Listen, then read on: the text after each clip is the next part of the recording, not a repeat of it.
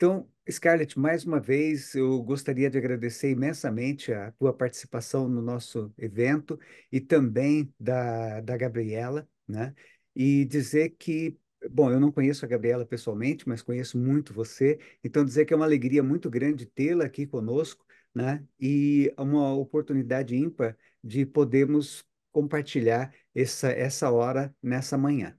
Eu te passo então a palavra, a gente não tem tanto tempo, né? Também não quero tomar o tempo de vocês com ficar aqui ocupando esse tempo de forma indevida.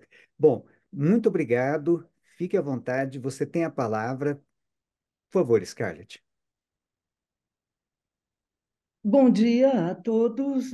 Na verdade, antes de mais nada, eu me desculpo por estar usando máscara, mas em vez de cancelar a minha participação, como nós estamos fazendo uma live, eu posso falar de qualquer lugar, mas no lugar em que eu me encontro neste momento, é obrigatório o uso da máscara. Eu acredito que, apesar disso, todos me ouvem, não é mesmo? Ao Edmilson, eu gostaria de dizer que a alegria é recíproca e gostaria também de parabenizar os organizadores desse belíssimo colóquio e, em particular, gostaria de agradecer ao Gelson Oliveira pelo convite que me fez pessoalmente para dele participar. Nós estamos começando aqui às 10h12, pelo meu relógio, talvez ele esteja 2 minutos adiantados. Então, eu acredito que nós vamos poder ultrapassar às 11 horas. Sim, Tautenburgo. Na Gaia Ciência, Nietzsche estabelece uma estreita relação entre Zaratustra, o pensamento do eterno retorno do mesmo e a noção de amor fati. As primeiras linhas do prefácio a Assim Falava Zaratustra retomam ipsis literis o último parágrafo do quarto livro da Gaia Ciência, o 342. Se nele Nietzsche já põe em cena Zaratustra, o parágrafo que o precede, intitulado O Mais Pesado dos Pesos, o 341, expressa pela primeira vez na obra publicada o pensamento do eterno retorno do mesmo. Tendo vindo a público imediatamente antes da redação de Assim Falava Zaratustra, os dois parágrafos antecipam o que virá a constituir o protagonista e a concepção básica do livro. Aliás, é o autor mesmo quem fornece essa chave de leitura. No Esse Homo, Nietzsche declara que a Gaia Ciência, cito, contém 100 sinais de que algo incomparável se avizinha. Ela dá, no penúltimo trecho do quarto livro, o pensamento básico do Zaratustra. É certo que os dois últimos parágrafos do quarto livro da Gaia Ciência se acham intimamente ligados, mas também é certo que há uma estreita relação entre eles e o primeiro parágrafo da mesma parte da obra. Nietzsche começa essa quarta parte da Gaia Ciência exprimindo um voto. Não quer mais apresentar-se como iconoclasta ou destruidor. Tampouco quer dedicar-se a desmascarar ideais ou demolir ídolos. Tudo o que deseja é converter-se em alguém que diz sim. Explorar a relação entre a noção de amor fati, Zaratustra, e o pensamento do eterno retorno do mesmo é o propósito que persigo neste trabalho. Em agosto de 1882, as 4 primeiras partes da Gaia Ciência acabavam de ser publicadas. E Assim Falava Zaratustra estava na iminência de ser gestado. Poucos meses antes, em abril, por intermédio de Malvida von Meisenburg e Paul Rée, Nietzsche conhecera em Roma Lou von Salomé. É precisamente por ocasião de sua convivência com Nietzsche, de 7 a 26 de agosto de 1882, em Tautenburgo, que Lou von Salomé lhe oferece um poema. Ao despedir-se dele, ela o presenteia com a prece à vida que redigira no outono do ano anterior, 81, quando ainda estava em Zurique. Impressionado, Nietzsche quis musicá-lo de imediato, lançando mão da parte central do hino à amizade que ele havia composto em 1873-74. Ao receber a partitura de Nietzsche, Peter Gast faz um arranjo da música para piano a quatro mãos, depois para coro e banda sinfônica, por fim para orquestra. Impressa em outubro de 1887, a partitura foi enviada a vários compositores e maestros, como Brahms, Hans von Bülow, Felix Joseph von Motti, Arthur Nict, sem obter nenhum retorno positivo. Antes disso, Lu já havia presenteado Nietzsche com o poema A Dor.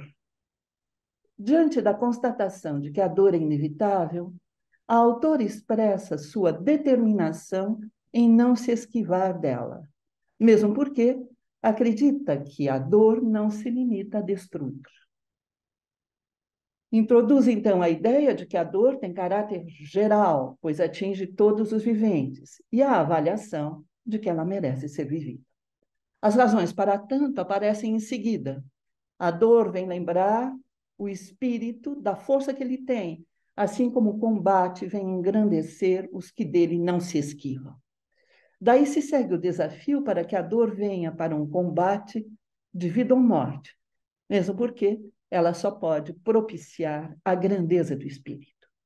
Desafio esse reiterado nas linhas seguintes, quando a autora incita a dor a remover as ilusões e termina por afirmar que, por nada ser além de um alicerce para a grandeza do espírito, ainda que seu adversário pereça, a dor não sairá vencedora na luta.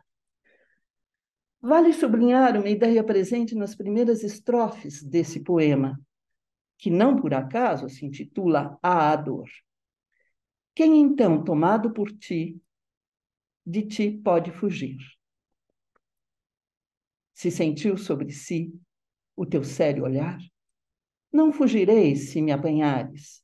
Nunca acreditarei que tudo o que fazes é destruir. Sei que tens de visitar tudo o que vive na terra. Nada na terra pode escapar das tuas garras. A vida sem ti seria bela. No entanto, também vale a pena viver por ti. Tomando em consideração essas estrofes, alguns pontos reclamam a atenção. Importa, antes de tudo, destacar a ideia de que, inevitável, o sofrimento atinge todos os viventes. E a ideia de que, necessária, a luta não é destruidora. Não há como deixar de aproximar essas ideias daquelas que se encontram nos textos de Nietzsche. Já no Nascimento da Tragédia, Nietzsche mostra que, assombrados pelos sofrimentos e dores inerentes à própria vida, os gregos olharam com desconfiança o aparecimento de um Dioniso selvagem, que do fundo da Ásia se precipitava impetuosamente sobre a Grécia. Dioniso é o deus que experimenta nele mesmo os sofrimentos da individuação. Dilacerado pelos titãs quando criança, Dioniso traz o dilaceramento à vida humana.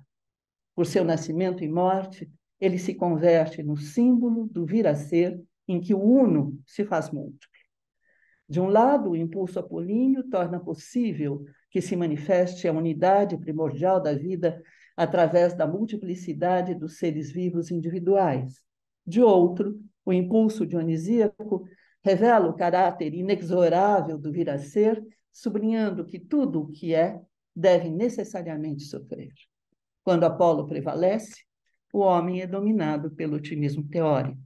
Mas quando Dioniso predomina, o ser humano está entregue ao arrebatamento selvagem. Num escrito redigido em 1871, A Visão Dionisíaca do Mundo, Nietzsche também examina o momento em que, vindo da Ásia, Dioniso se precipita impetuosamente sobre a Grécia. Faz ver que a ação recíproca de Apolo e Dioniso se mostrou tão poderosa que Entre aspas, os dois deuses saíram igualmente vencedores da luta. Mas como compreender uma situação em que dois adversários possam sair vencedores da mesma competição? Como aceitar que ao final da luta não haja vencido? Como conceber uma vitória que não implique ao mesmo tempo uma derrota? Em dezembro de 1872, no texto intitulado A Justa de Homero, Nietzsche esclarece que, perseguindo o objetivo de assegurar o bem-estar da polis em geral, a pedagogia grega entendia que era através da competição que os indivíduos deveriam desenvolver suas qualidades e talentos. Conceber a existência como um duelo leal é uma condição inerente à competição. No fim das contas, não se pode guerrear quando se despreza e não há por que fazê-lo quando se domina. Uma ideia similar encontra-se em outro texto de Nietzsche, do mesmo período. Na filosofia da época trágica dos gregos, tratando de refazer a história dos filósofos pré-platônicos, ele examina a ideia de competição em Heráclito. Nas páginas que lhe são dedicadas, Nietzsche faz ver que o movimento cósmico do construir e destruir, que se repete periodicamente, surge da guerra dos opostos. De caráter universal, a guerra está em toda parte. Sem trégua ou termo, ela é permanente. Como dois adversários, os opostos lutam. A tensão que se instala entre eles é tal que, ora um, ora outro, predomina. Da perspectiva nietzschiana, a noção de competição se acha bem mais próxima do jogo do que da guerra. Afinal, não se deve esquecer que ela tem sempre em vista a precedência temporária de um dos adversários. Para que haja o confronto, é preciso que existam antagonistas. Para que ele perdure, é necessário que os beligerantes não sejam aniquilados. Daí decorre que não se pode identificar precedência com supremacia e menos ainda luta com extermínio.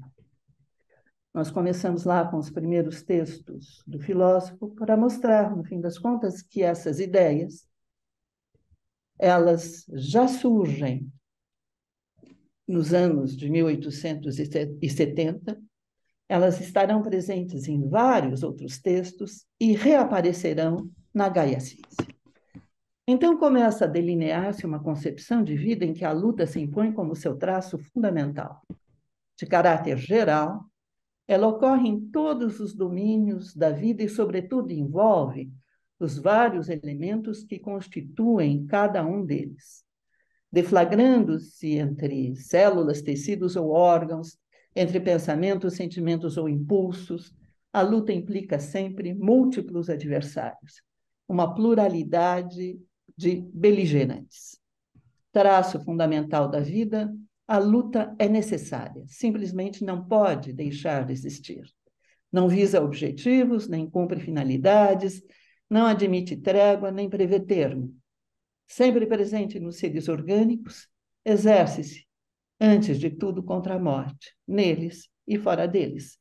Nesse momento do seu percurso intelectual, Nietzsche afirma haver, tanto na vida social quanto na individual, tanto na vida mental quanto na fisiológica, uma única e mesma maneira de ser da vida, a luta. Necessária, ela não é destruidora. No quarto livro da Gaia Ciência, Nietzsche examina o sofrimento de várias perspectivas. Os teólogos e pregadores da moral sempre exageram ao falar do sofrimento, pois querem propor um tratamento duro e radical. Os homens extraordinários sofrem de maneira diferente daquela que os seus admiradores supõem, pois é a dúvida que eles têm do próprio caráter extraordinário que os faz sofrer. Aquilo de que sofremos de modo mais profundo e pessoal é incompreensível e inacessível para quase todos os demais. Por fim, nesta quarta parte da Gaia Ciência, Nietzsche afirma, cito, na dor há tanta sabedoria como no prazer. Como este, ela está entre as forças de primeira ordem na conservação da espécie. Atinge todos os viventes. Senão, há muito já teria desaparecido. Em Tautenburgo, Lu e Nietzsche se poriam, sem dúvida, de acordo quanto à ideia de que o sofrimento atinge todos os viventes, mesmo porque é inevitável. E também se poriam de acordo quanto à ideia de que a luta é necessária, mas não leva à destruição. No poema intitulado A Dor, Lu Fon-Salomé deixa clara a sua determinação em não tentar escapar do sofrimento. Algum tempo depois, ela enfatizará essa ideia na conhecida prece à vida com que presenteia Nietzsche no final da sua estada em Tautenburg. Certo como o amigo ama o amigo, eu te amo, vida enigmática, que me tenhas feito exultar ou chorar, que me tenhas dado felicidade ou sofrimento. Eu te amo com as tuas penas, e mesmo que me tenhas de destruir, eu me desprenderei dos teus braços, como o amigo se desprende do peito amigo. Com todas as minhas forças eu te abraço, que tuas chamas me devorem, que no ardor do combate me deixes sondar ainda mais o teu enigma. Ser, pensar durante milênios. Encerra-me em teus braços. Se já não tens mais felicidade a me dar, pois bem, ainda tens teus tormentos. Os versos da prece à vida apresentam, de um lado, uma concepção de vida que engloba tanto a felicidade como o sofrimento, e apontam, de outro, para a atitude de aceitação de tudo o que a vida tem a oferecer. É bem verdade que Lu não desenvolve nenhum desses pontos, nem poderia, uma vez que os poemas não se prestam a isso. Mas esses pontos constituem os elementos centrais da noção mesma de amor fati. Não é por acaso, aliás, que Nietzsche considera que a prece à vida é um comentário da Gaia Ciência. E no parágrafo intitulado Para o Ano Novo, que abre o quarto livro dessa obra, ele escreve, texto conhecido, que cito agora: Amor fati, seja este doravante o meu amor. Não quero fazer guerra contra o que é feio, não quero acusar, não quero nem mesmo acusar os acusadores. Que desviar o olhar seja minha única negação. E, em suma, em todas as circunstâncias, quero ser algum dia apenas alguém que diz sim. Um ano antes dos dias de convivência com Lu Fon-Salomé em Tautenburgo, Nietzsche escrevia a Heinrich Köselitz, em 14 de agosto de 1881. Cito: Pensamentos surgiram em meu horizonte, pensamentos tais como nunca vi. Não direi uma palavra e procurarei manter-me calmo e impassível. Sem dúvida, é preciso que eu viva ainda alguns anos. E no outono desse mesmo ano, 1881, Nietzsche consignava numa anotação póstuma, que cito agora: Ame o que é necessário. Amor fati, essa seria a minha moral. E num outro póstumo, sim, só quero amar o que é necessário. Sim, que amor fati seja meu último amor. Perdão. Mas, passado pouco tempo, Nietzsche introduz no quarto livro da Gaia Ciência esse pensamento que o assombra, o pensamento do eterno retorno do mesmo, e também Esse a na noção de faculdade do amor Rasmus, fati. Maria. Vai sair, não. Fica muito unido, Na não sua rola. correspondência e nos seus escritos, ambos surgem pela primeira vez na mesma época. Nesse momento, porém, não se acham relacionados. É o que parece também ocorrer no quarto livro da Gaia Ciência. Mas é digno de nota que caiba precisamente à noção de amor fati iniciar essa parte do livro e ao pensamento do eterno retorno, seguido de Zaratustra, encerrá-la. Se a noção de amor fati aparece, então, como um voto de Nietzsche para o ano de 1882 que se inicia, em Assim Falava Zaratustra, ela será determinante no percurso do protagonista central para que ele chegue a aceitar as consequências do pensamento do eterno retorno do mesmo. Na primeira parte de seu livro mais dileto, Nietzsche atribui lugar central à ideia de além do homem. Contudo, não se pode deixar de notar que temas centrais da sua filosofia da maturidade estão presentes no discurso intitulado Das Três Transmutações. No mais solitário deserto, o espírito torna-se camelo, o camelo converte-se em leão e o leão em criança. Cito: inocência é a criança e esquecimento, um começar de novo, um jogo, uma roda rodando por si mesma, um primeiro movimento, um sagrado dizer sim. A morte de Deus e a superação do niilismo tornam inútil a justificação do mundo. Reconhecemos a inocência do vir a ser. A eliminação do vírus corrosivo da culpa torna supérflua a preservação da memória, que nada mais faz do que associar dívida e castigo. Admitimos o esquecimento. Então torna-se possível conceber o mundo e a vida de outra maneira e criar outros valores sobre novas bases. Em suma, torna-se possível um novo começo. Aceitar o eterno retorno de todas as coisas, essa roda rodando por si mesma, constitui um primeiro movimento. Aderir de modo incondicional a tudo o que advém, acolher o sofrimento como parte integrante da existência, abraçar o amor fati, é um sagrado dizer sim à vida. Nessa passagem surgem, enfim, lado a lado, o pensamento do eterno retorno do mesmo e a noção de amor fati. Na segunda parte de Assim Falava Zaratustra, enquanto a ideia do além do homem se torna cada vez mais rara, as alusões ao pensamento do eterno retorno do mesmo se multiplicam. De anunciador do além do homem, Zaratustra se prepara para tornar-se o mestre do eterno retorno.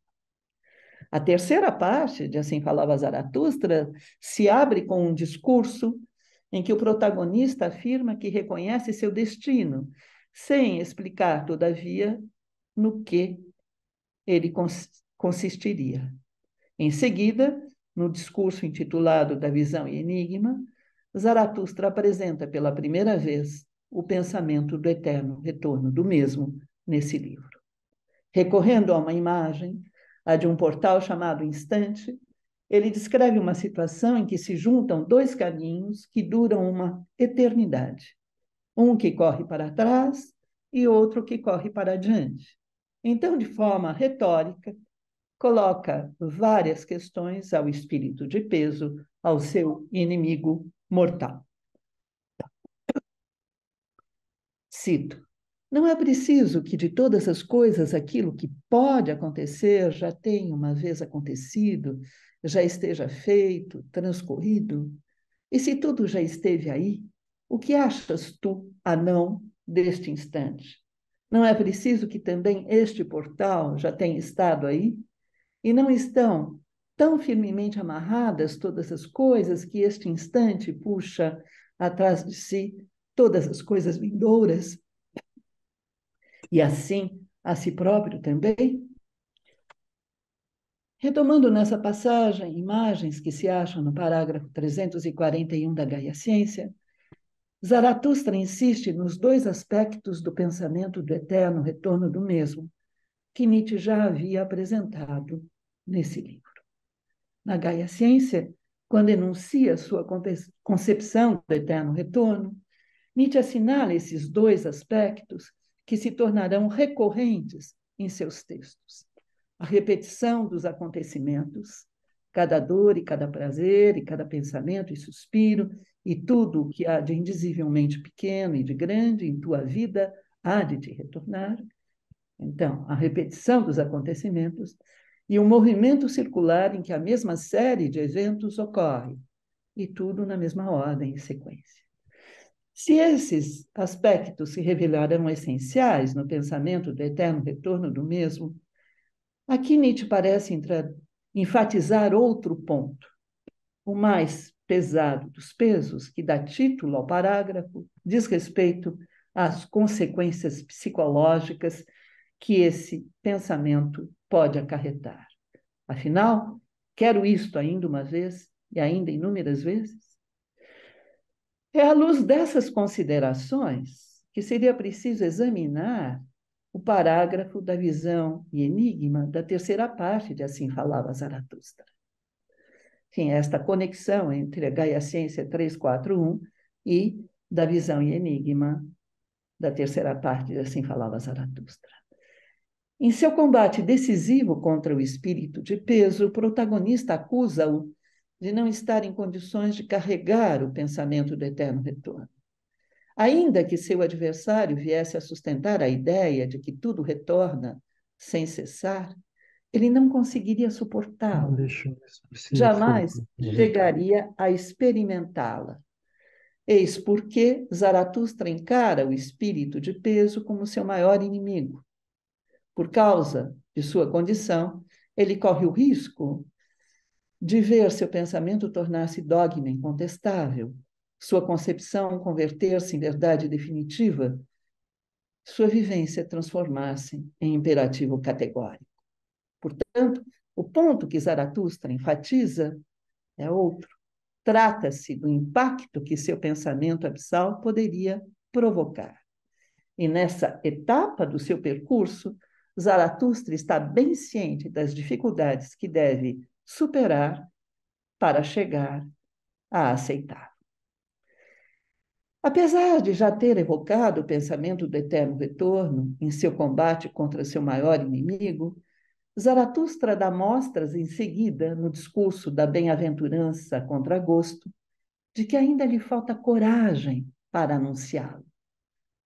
Passando em revista episódios do seu percurso, evoca em particular os momentos em que tudo o que o cercava o lembrava de que era chegado o tempo de anunciar seu pensamento abissal, embora ele ainda não estivesse em condições de fazê-lo. Se agora pode suportar esse pensamento, ainda não consegue incorporá-lo. É nesse sentido que diz, ao final do discurso da bem-aventurança contra gosto, ainda não me atrevi a chamar-te para cima. Era suficiente que comigo te carregasse. É no discurso intitulado Convalescente que Zaratustra retoma o pensamento do eterno retorno do mesmo. De fato, não é ele que o anuncia, são os seus animais que o fazem. Dirigindo-se a Zaratustra, a águia e a serpente lhe dizem, numa primeira formulação, eu cito: pois teus animais bem sabem, ó Zaratustra, quem tu és, e tens de te tornar. Vê, tu és o mestre do eterno retorno, e esse é o teu destino, que tu sejas o primeiro a ter de ensinar esse ensinamento, como não haveria esse grande destino de ser também teu maior perigo e doença. Não é, por certo, a infinita repetição de sua própria existência que Zaratustra receia. Não é tampouco o eterno retorno de uma vida de penas e atribulações que ele teme. No fim das contas, Zaratustra tem ciência de que a dor não constitui uma objeção à vida. Tem ciência de que o sofrimento é parte integrante da existência. Que o homem pequeno retorne, isso é o que o aterroriza. Diante dessa ideia, nauseado, Zaratustra sente nojo. Enquanto na Gaia Ciência Nietzsche propõe a seu leitor o pensamento do eterno retorno do mesmo como um desafio existencial, e assim falava Zaratustra, ele o apresenta como uma prova que o protagonista do livro tem de enfrentar. Mas se nas duas obras estão presentes os aspectos essenciais do pensamento do eterno retorno do mesmo, a repetição dos acontecimentos e o movimento circular em que a mesma série de eventos ocorre, o ponto que Nietzsche ressalta diz respeito às consequências psicológicas que seu pensamento abissal pode acarretar. Intimamente ligados, o discurso da visão e enigma e aquele intitulado O Convalescente apresentam o pensamento do eterno retorno do mesmo. Numa primeira abordagem, poderíamos supor que esses dois discursos formam um todo, de tal modo que separá-los poderia trazer problemas para a composição da terceira parte do livro. Contudo, entre esses dois discursos, situam-se 10 outros que, examinados de perto, revelam um desenrolar conceitual absolutamente necessário. É ele que tornará possível o anúncio do pensamento do eterno retorno.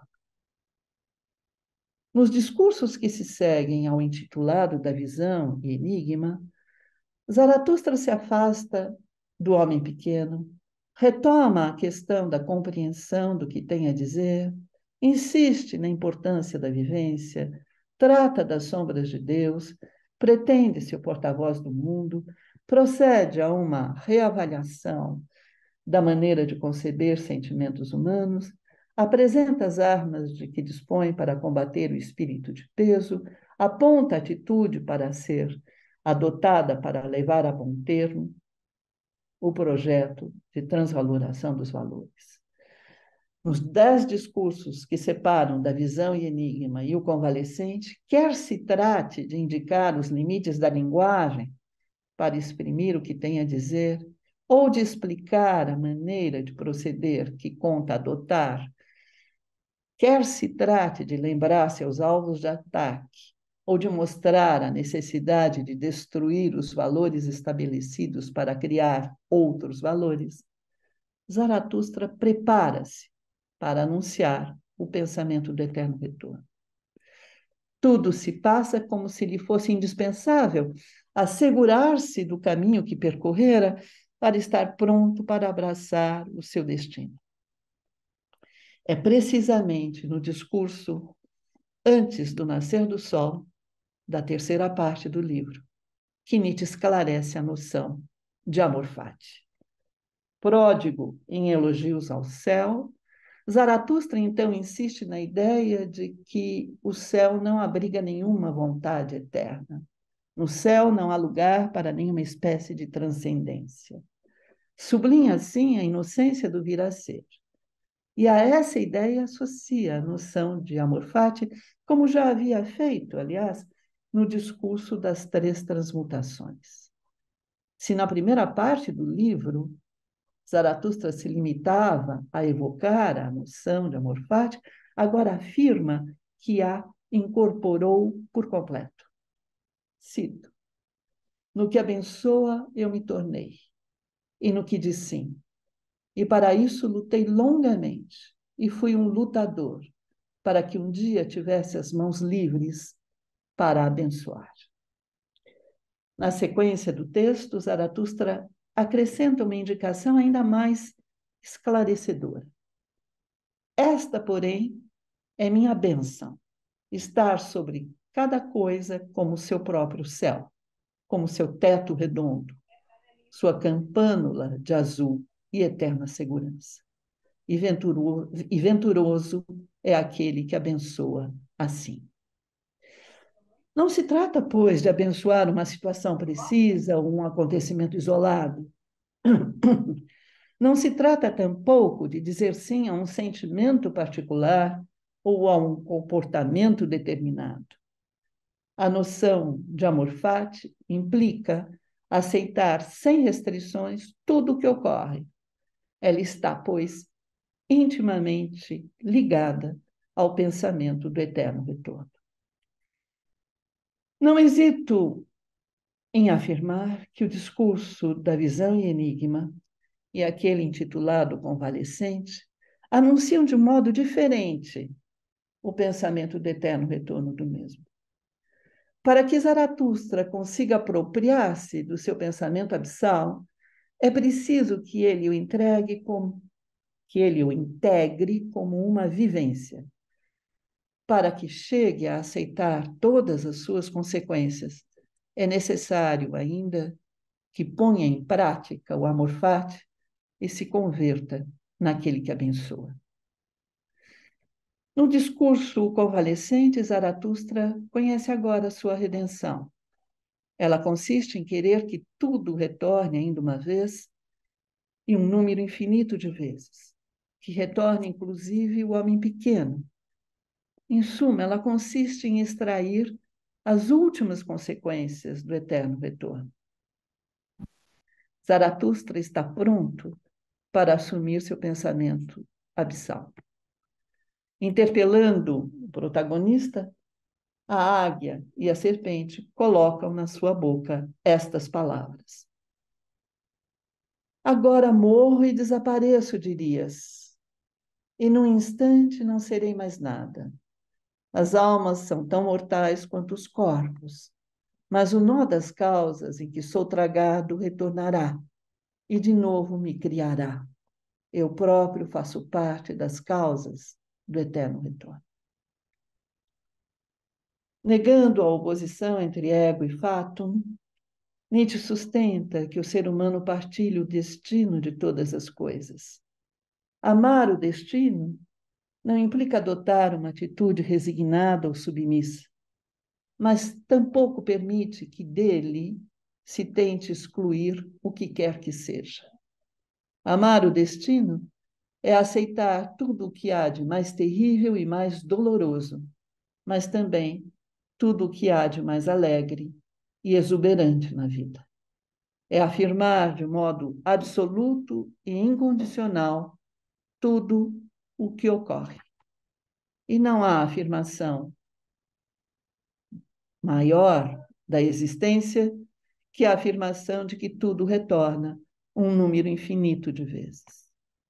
A íntima relação entre a noção de amor fati, o pensamento do eterno retorno do mesmo, e Zaratustra já está presente na Gaia Ciência. Quando Nietzsche introduz a noção de amor fati, no primeiro parágrafo da quarta parte do livro, mostra a atitude que doravante conta adotar. Quando exprime o pensamento do eterno retorno do mesmo, no antepenúltimo parágrafo desta quarta parte, dá a entender a necessidade de incorporá-lo.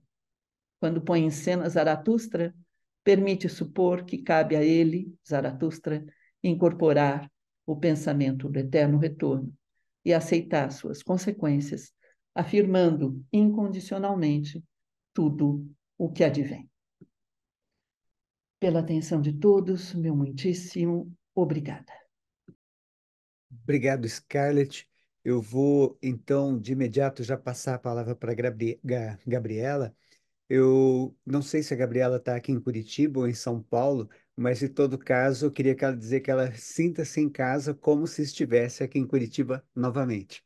Por favor, Gabriela, curioso para ouvir teu trabalho também, conhecer teu trabalho. Por favor. Bom dia, então, pessoal. Vocês me escutam bem?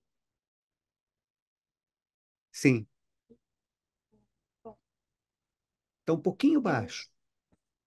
tá bom. Primeiro, eu gostaria de agradecer à professora Scarlett pelo convite, por essa fala maravilhosa. É uma honra poder compartilhar esses minutos de fala com você, que é essa grande referência para mim e para muitos. Parabenizo as participações dos professores e colegas pelas contribuições de ontem e hoje, todas muito interessantes. E, por fim, agradeço ao Gelson, Oswaldo e Edmilson pelo trabalho e organização do colóquio. O título da comunicação que eu preparei para hoje é O Conhecimento Feliz, Amor Fati e Necessidade a partir do 276 da Gaia Ciência. Então, nessa comunicação, nos dedicaremos à primeira aparição do conceito de amor fati na obra publicada de Nietzsche, qual seja, o 276 da Gaia Ciência. Assim, visaremos a leitura cadenciada das sentenças que compõem o mencionado parágrafo, a fim de decifrar seu conteúdo conceitual, Ao desdobrar progressivamente o texto nietzschiano, buscaremos assinalar, mais especificamente, ao que se refere o amor ao necessário, e o que é a necessidade alegada da concepção de fato do filósofo. Com isso, intencionamos mostrar que, já no contexto da Gaia-ciência, o conceito, mais do que somente uma simples máxima ética, é parte da cosmologia nietzschiana e se relaciona com os pensamentos do eterno retorno e do torna-te quem tu és, apresentados na obra como seu novo conhecimento feliz. O conceito de amor fati surge pela primeira vez na obra de Nietzsche, publicado na abertura do livro quarto da Gaia-ciência, sendo pronunciado pelo autor como uma resolução de ano novo.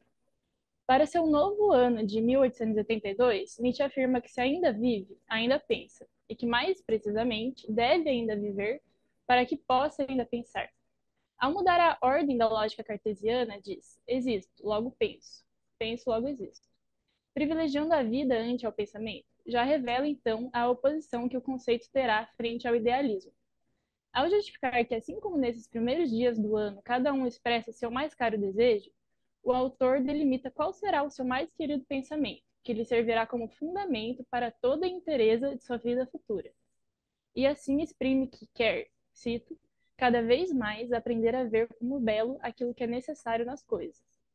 Colocando tal aprendizado como algo a ser incorporado em sua vida por vir, diz que dessa forma irá se tornar um daqueles que fazem as coisas belas.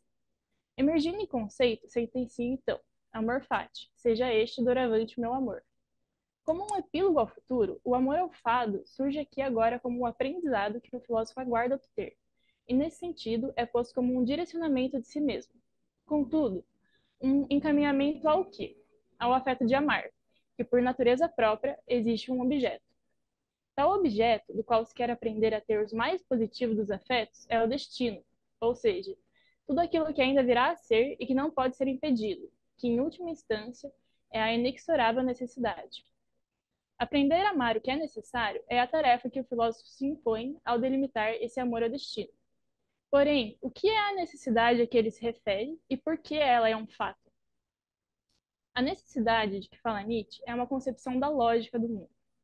É a interpretação que, como ele dirá, se pode ter ao ver as coisas do alto. O aprendizado da necessidade exigiria uma compreensão do todo, um olhar sem julgamentos antropológicos da economia do mundo, um entendimento de que tudo é parte de um mesmo fluxo de necessidades. A necessidade é um destino, pois tudo aquilo que vem a ser não poderia ter sido de outro modo. Na medida em que acontecem, as necessidades da vida, as necessidades de cada força, ao serem postas em embate com outras forças, ou até consigo mesmas, definem um destino. Isto, contudo, não implica um mundo de leis pré-ordenadas. O mundo, em suas múltiplas forças, é caos. Porém, na medida em que tais forças se opõem e geram embates, resulta-se um fluxo, um contínuo de algo que está sempre vindo a ser.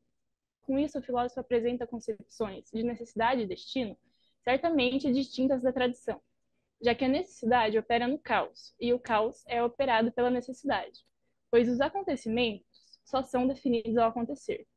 É por eles terem vindo a ser que podemos dizer que foram necessários. Porém, da mesma forma, não aconteceriam se não fossem necessários.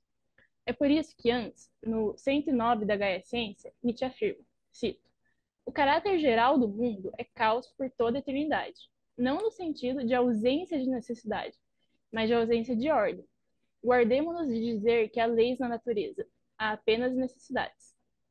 Ou seja, não é por vivermos num mundo não ordenado que tudo é acaso e que não há necessidade. É justamente o estado eterno dos antagonismos e da falta de ordem que cria necessidades.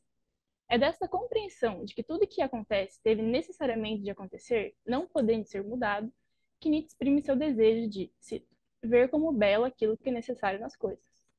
Deste modo, se o necessário se expressa como um destino, e se o destino é inexorável, como é possível não só querer o que é necessário, mas ainda ver como belo tudo aquilo que não pode ser escolhido nem evitado? Então começa a circularidade do amor fati.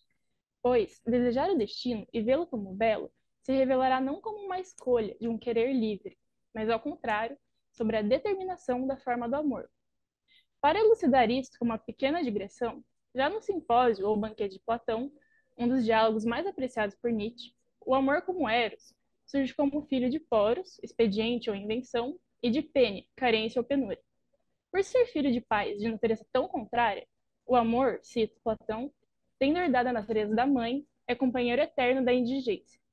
Por outro lado, como filho de tal pai, vive a escogitar ardis para apanhar tudo que é belo e bom. Ou seja, a invenção só se realiza através da carência. O amor, assim, é a falta e necessidade pelo belo e bom. Em suma, é o desejo que não é livre. Ao contrário, sua natureza é diametralmente oposta à liberdade. Ver a beleza em tudo aquilo que existe é, concomitantemente, amar e desejar tudo que há.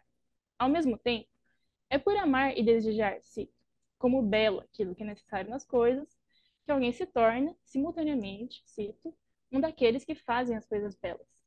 Pois a beleza não está nas coisas, mas sim no impulso que vê como belo. O desejo, porém, como já ressaltamos, não é fruto de uma escolha. Assim, cada natureza verá como belo aquilo que, de qualquer modo, é destinado a lhe prazer. Por isso, ao querer aprender a ver como belo tudo que é necessário, Nietzsche deseja, em verdade, afirmar tudo que existe, existiu e existirá, pois ele vê a existência inteira de tudo que há como necessário. Como pode-se perceber, as conexões de tal pensamento são circulares. Não é por coincidência que o princípio do amor fati, de querer um destino que não se pode escolher, assim como tornar-se aquilo que se é, que já aparece na Gaia Ciência 270, e o fechamento radical com o eterno retorno do parágrafo 341, são apresentados todos aqui na mesma obra. Todos estes anunciam uma filosofia da necessidade, pois não se elige o que se deseja. Não é possível escolher quem se quer ser. Assim como as forças, não são livres para criar outra realidade. Tudo é fadado a retornar. O que o pensamento da necessidade revela em tais conceitos é que se tudo é potência, e se as potências se esforçam por seu predomínio, necessidades são criadas nesse próprio movimento de embate. Numa visão da lógica da economia do mundo, é posto que certas forças predominam há tanto tempo e tão constantemente que, apesar de não existirem leis na natureza, a prevalência daquilo que é tão necessária que nos aparenta como lei. Contudo, a necessidade é a única regente. O ser humano é, nisso, um ser que se encontra no mundo de forças muito superiores, as quais, apesar de seus próprios esforços, na maioria das vezes, não é capaz de entrar em combate.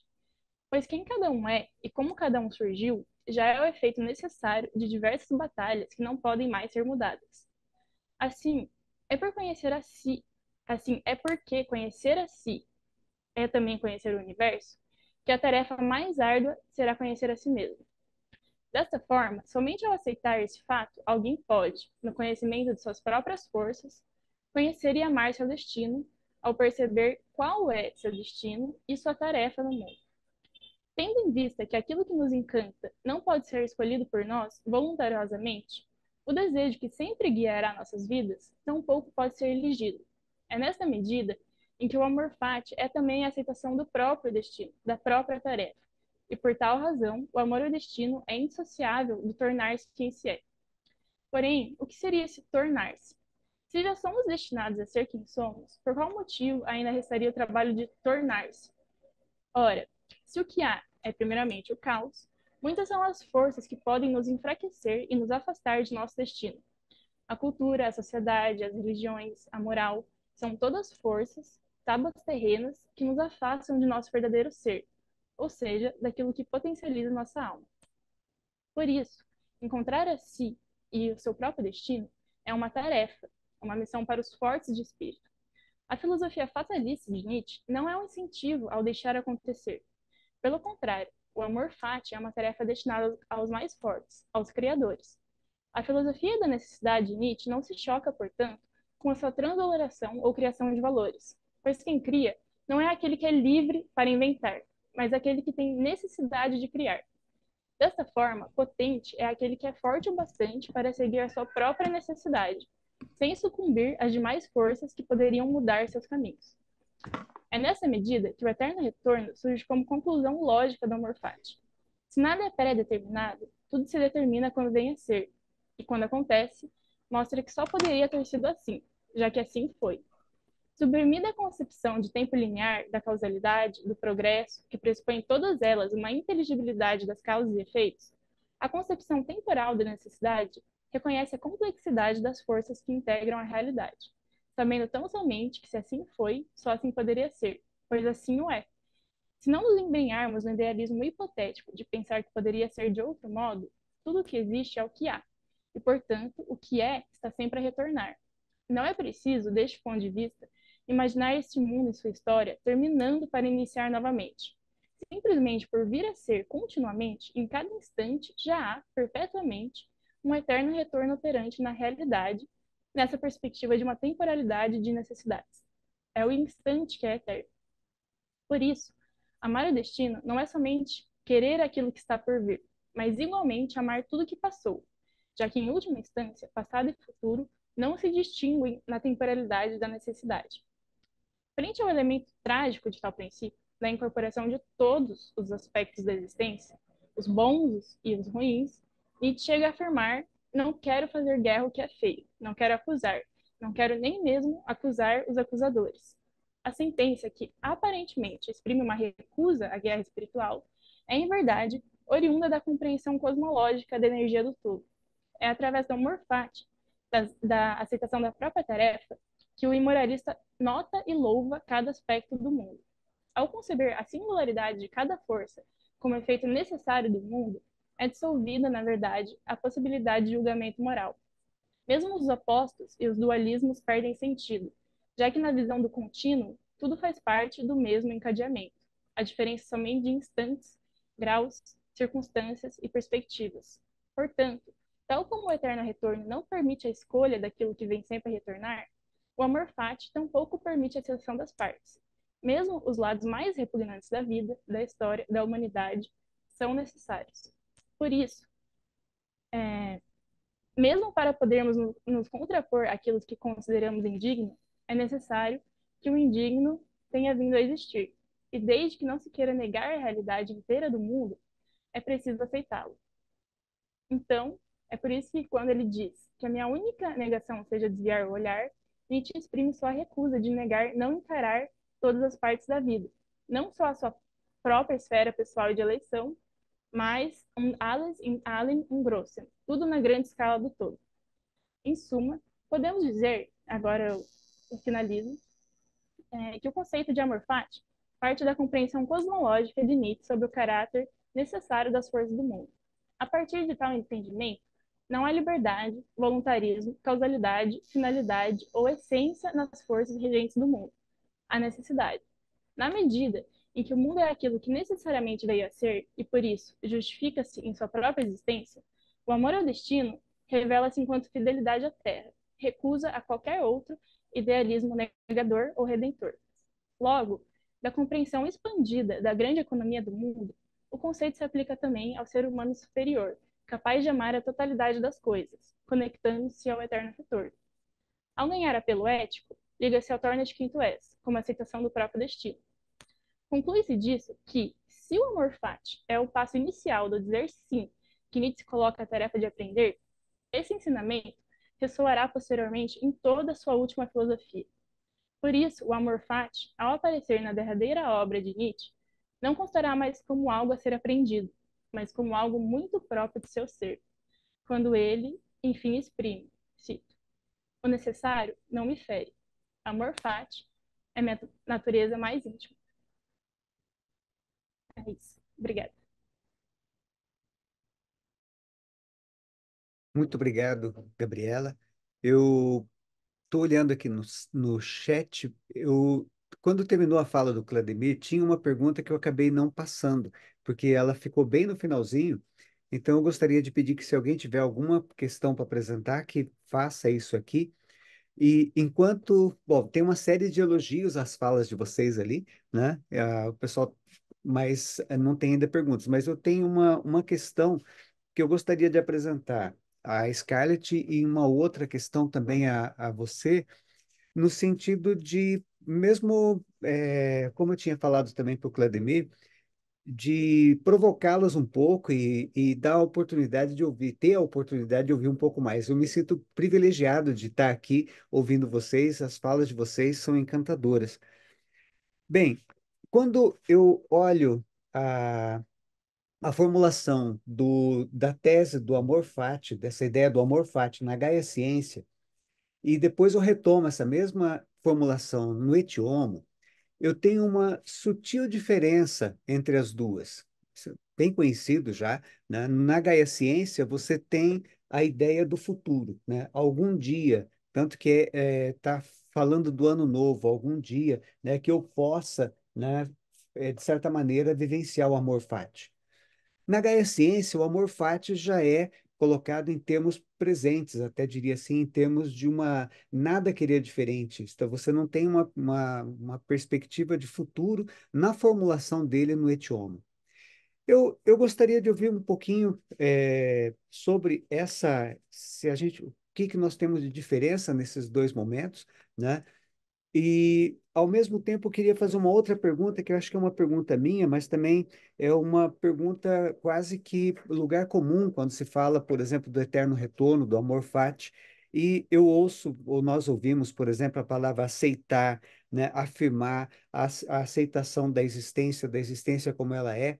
E, nesse sentido, de que modo que o amor fati e a ideia do eterno retorno eh, poderia ser também, ou de que modo que eu relaciono isso daí com um possível determinismo, isto é, as coisas estão dadas. E na formulação do amor fati, Nietzsche está falando de um desejo para o futuro, né? Então, essa questão do determinismo, das coisas como elas estão no passado e como que isso se liga ao futuro, como que me coloco numa perspectiva de amor fati, pensando, por exemplo, no futuro, num além do homem, numa superação ou alguma coisa nesse sentido. Na verdade, acho que a minha pergunta não traz nenhuma grande novidade, mas é uma oportunidade para mim de continuar ouvindo vocês. Fique à vontade também, quem quiser falar. E eu vou acompanhando aqui no chat. Se tiver mais alguma questão, eu também repasso para vocês. Muito obrigada, Edmilson, pelas suas provocações. Na verdade, o que eu tentei mostrar ao examinar Assim Falava Zaratustra, eu estou indo ao encontro do que você disse, né? É que em Zaratustra é necessário que o protagonista central venha a incorporar o amor fati para chegar, não é, a aceitar todas as consequências do pensamento do eterno retorno do mesmo. Então, entre a Gaia Ciência e o S. Homo, nós temos Zaratustra.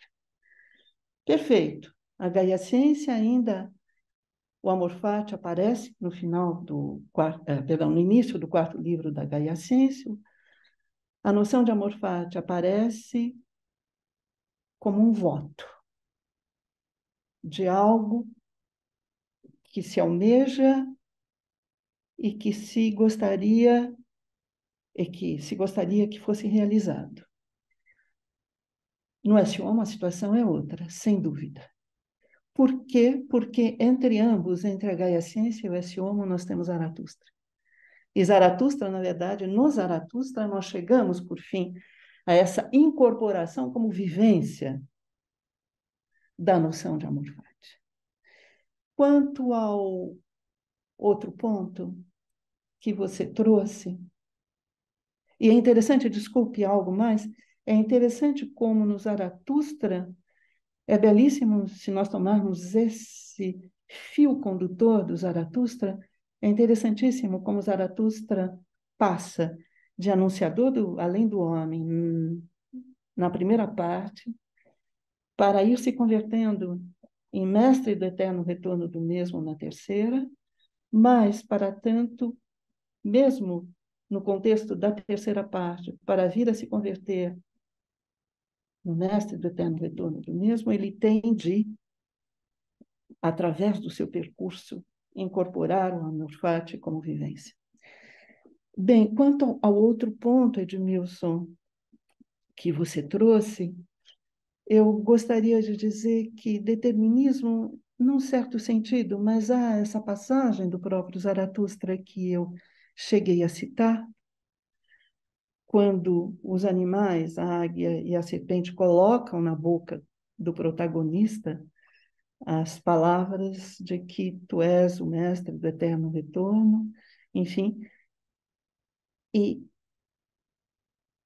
tu fazes parte do nó das causas do destino. Então, ou seja, o determinismo, de maneira geral, o que eu quero dizer, eu acho que eu não reproduzi muito bem a passagem, mas o que eu quero dizer é o seguinte: o determinismo, de modo geral, nós temos a impressão de que ele não nos diz respeito. Ou seja, que ele recai sobre nós. Mas nós não somos agentes do determinismo. Enquanto, na ideia de amor fati, eu tenho a impressão de que a configuração conceitual é outra. Ou seja, nós fazemos parte do nosso próprio destino. Não é algo que recai sobre nós, mas é algo que também é criado por nós. Gostei muitíssimo, gostaria de aproveitar para dizer duas coisas. Eu não sei se eu vou ter a oportunidade de voltar a falar, nós já estamos extrapolando o tempo, mas eu gostaria de dizer a Gabriela que eu apreciei muitíssimo a sua fala. Gabriela, é um texto que eu não conhecia de forma alguma, enfim, ele me foi apresentado por você agora. Eu acho que o seu trabalho é muito promissor. E também, se vocês permitirem, eu gostaria de trazer algo muito pessoal. Realmente, falar do amor fati num quarto de hospital é uma experiência extraordinária. Muito obrigada por essa oportunidade. Experiência vivencial, uma vivência extraordinária. Muito obrigada pela oportunidade. É bem. Só para dizer, Scarlett, nós começamos um pouquinho depois do horário, você mesmo anotou no início, né? Então nós temos ainda uns minutinhos, se a Gabriela quiser também se manifestar em relação a essas questões. E só para registrar, tem aqui no chat duas perguntas que, na verdade, não são muito diferentes daquela que eu tentei apresentar. Eu já vou apresentar essas duas perguntas, que daí vocês já falam com a liberdade de tocar nelas ou não, né? Também a Gabriela, no caso. Tem aqui o Luiz que pergunta o seguinte: bom, como se pode pensar uma Nietzsche asceta em articulação com a aceitação e incorporação do eterno retorno? Né? Eu tenho a impressão que a Scarlett já respondeu essa questão, mas, em todo caso, fica aqui uma justiça com o Luiz, que fez a pergunta, né? E também, caso vocês queiram se manifestar sobre ela. E depois tem uma outra aqui do Mateus, que ele está perguntando se há algum registro nos fragmentos póstumos que indique que Nietzsche pretendia levar a questão do amor fati ao seu projeto de transvaloração dos valores, né? Bom, são duas perguntas, né? Volta aqui a questão do asceta, eu acho que é a mesma, o meu chat aqui está passando ele de volta novamente. Então, são duas questões, se vocês quiserem se ocupar delas, mas eu gosto de dizer o seguinte: eu acho que as questões são oportunidades para vocês. Fiquem à vontade se quiserem tocar nelas, eventualmente responder ou ainda falar alguma coisa. Para nós será um prazer ouvi-las.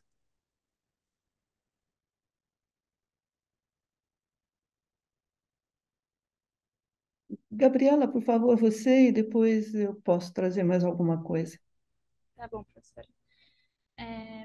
Bom, quanto às indicações nos fragmentos, eu não saberia indicar de cabeça, mas pelo que eu me lembro, existem indicações sim, quando o Nietzsche está fazendo o projeto, que ele tem aqueles rascunhos de títulos de livro, etc. Aparecem termos como, voltam, né, termos muito relacionados ao amor fati, como da inocência do vir a ser, etc. Mas para falar com precisão, eu recorro aos professores aqui para confirmar, mas eu acredito que tem sim. E quanto à articulação do amor fati, né, com o ascetismo, que o Luiz perguntou, acredito que a professora também já respondeu, e que, na verdade, não é um determinismo, né, não seria se deixar sucumbir pelas forças do destino na medida em que o próprio ser humano também representa uma força. Acho que é isso. Obrigada.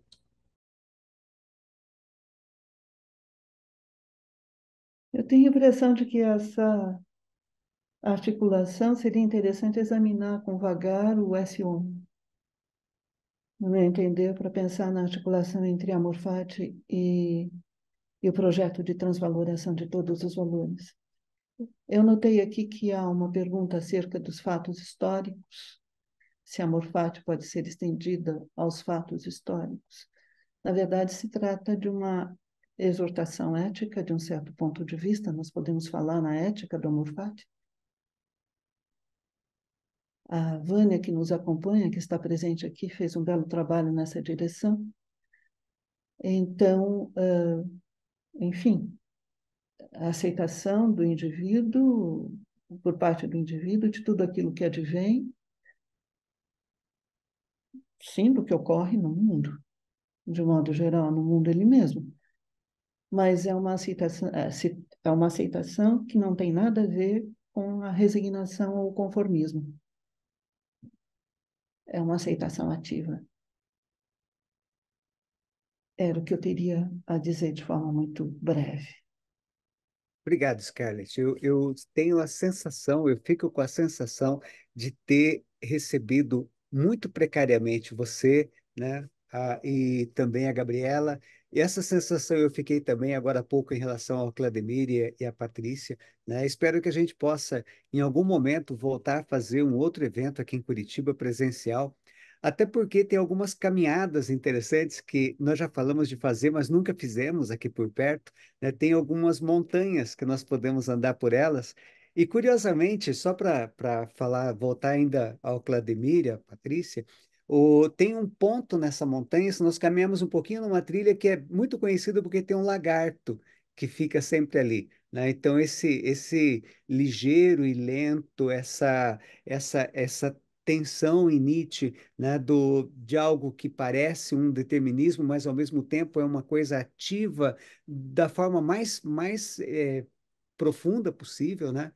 Enfim, muito obrigado pela tua fala, Scarlett. Muito obrigado a todos vocês. Espero a gente voltar a nos encontrar com mais vagar e podemos, de certa maneira, nos tocar também, isso no futuro breve, né? Deixo aqui um forte abraço para vocês.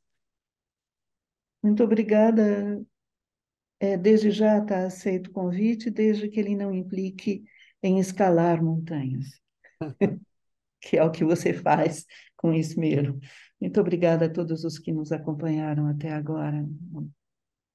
Um bom dia a todos. Então, encerramos então essa sessão de trabalho. Eu agradeço a todos que estiveram, todas que estiveram presentes,